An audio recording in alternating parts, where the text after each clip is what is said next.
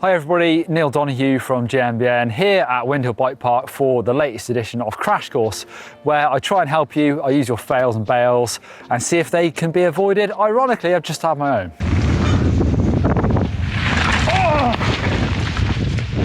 Oh, there you go. I just thought I was getting rid of my reputation for crashing and I just slammed my face into the ground. What happened there? I guess I just washed the front wheel out a little bit, going a bit too quick, and boom, couldn't even get my hands down, face to the floor.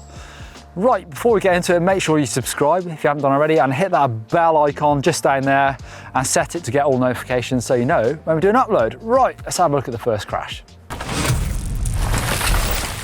So this is from Shiruky riding in Saalbach Bike Park. I don't know where it is, but this is a big old jump and it's a big over the bars. Ellis says, decided to jump the big wooden dirt jumps and I don't know what went wrong. Could you explain why this happens? To me, this looks like, well, it's a big old crash. I think really it's because you probably pedaled a bit too close to take off, and I've done this in the past as well. What happens then is you just don't get set up for the jump, and because you don't pump as well into takeoff, your bike just hits the takeoff and really sort of goes deep into the suspension, and then it rebounds, and it's that rebound that sort of violently sends the back wheel up in the air, and it's just your weight's going forward straight from the takeoff. So what I say is try and find your speed as early as you can. So get a couple of pedal strokes in, then stop, get ready and push the bike into takeoff, which we'll talk about in jumping videos. So pumping in, just so that it's nicely compressed in at the bottom. So it's not getting sort of squashed and slowing down, because it's the slowing down motion that sends your weight forward and then up and over the bars. There's also a point in this where it would be much better to sort of bail. So this takes a bit of learning as well. Once you know that you're going over the bars, it's best to just ditch the bike. Can be hard if you're clipped in, but on flats, you've got to learn to just sort of throw the bars down and jump over the bars. It's definitely a skill worth having, because in this instance, you stayed with it and actually your head takes a big old impact when you hit the ground.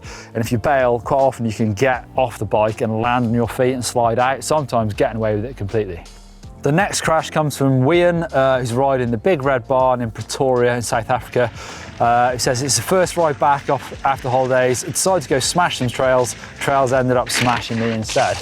Well, it looks like you're absolutely bombing. Looks like a really fun trail. And then washout, pretty standard, I suppose, just like I've done actually.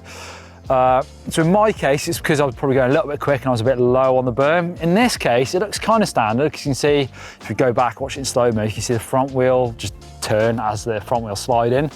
But if you listen closely, you can hear the tyre burping, you hear that sort of, and that can really catch you out, especially if you are bombing and pushing the tyres really hard. If you get to the point where you slide a little bit, if they start moving around and rolling the tyres side to side or even burping, that'll catch you out. So potentially a bit more pressure in the front tyre could have helped out in this situation.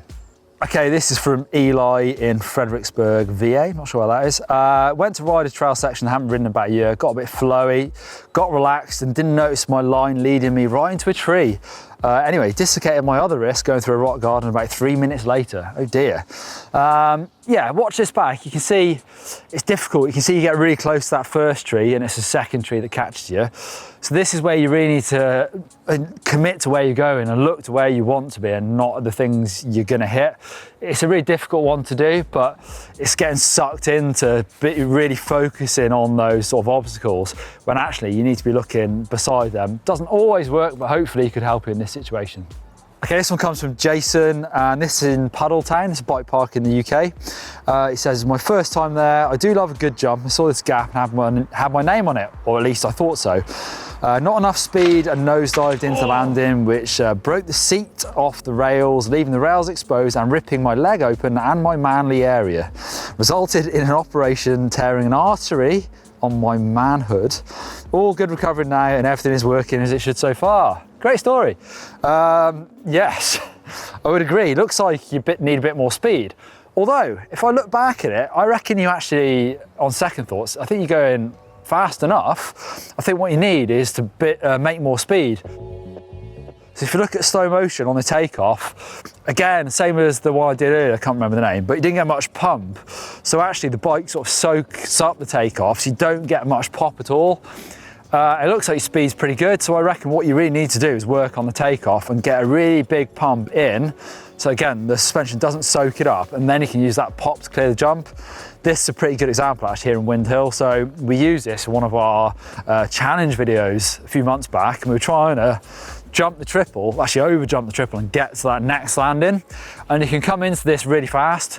The problem is getting enough pop or enough lift, because that takeoff's only a foot tall, and it's all about squashing the bike into takeoff. Right, this one is Archie in Victoria, Australia.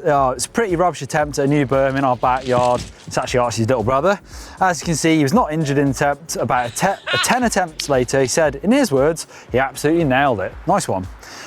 This is one of those classic, I talk about this in like when I'm doing berm how-tos, putting your front wheel over the top. There's sort of no coming back from this. And in a small berm, I mean like quite a low berm, it's quite an easy thing to do. So this one is a bit bigger than the one in the video that I actually filmed, but same thing, if you get too high on this, you're going too fast or not looking where you're going, because really you shouldn't be, you need to be looking over there. It's quite easy to actually get your front wheel a bit too high. As soon as it's up and over the top, that's it. You're crashing, whatever happens. So in this case, it's been sort of trying to be a bit spatially aware, so you know where your bike is. But also sometimes you almost have to get your bike out from underneath you, and sort of, so your body weight is off the inside, but your bike is riding the berm, but you're not, if you see what I mean. It's quite a difficult one to describe. Basically trying to place your bike exactly into the corner where it needs to be to give you that grip to get around it, but obviously not going too high.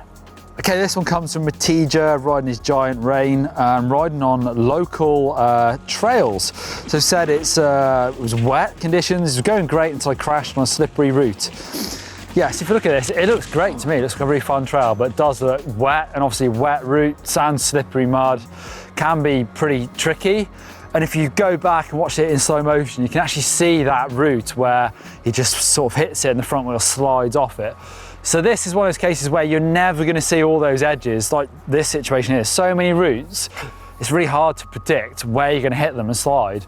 But it's a case of what I call sort of using your peripheral vision to ride. So, you know, if I'm here riding this bit, I've already seen it back there, and now I'm looking down to the next set of routes, and I'm going to need to unweight over this. So I know it's a big chunky route, and that's what Matija could have probably done, is trying to spot the worst of these routes just in your lower vision, even though you're still looking down there, and then unweight, or even unweight the front wheel. Sometimes you need to hop up and over them if they're really big like this one is. I probably want to get right over the top of it. Just trying to do that while not looking directly at this, because it could be the next route that actually catches you out. That's it for this crash course. I use your fails and bails that you send to us via the uploader. So show them the dirt shed, do fails videos. The link is in the description down below this video. And if you want to see more of these, then there's a playlist, so search for that on YouTube. Right, see you next time.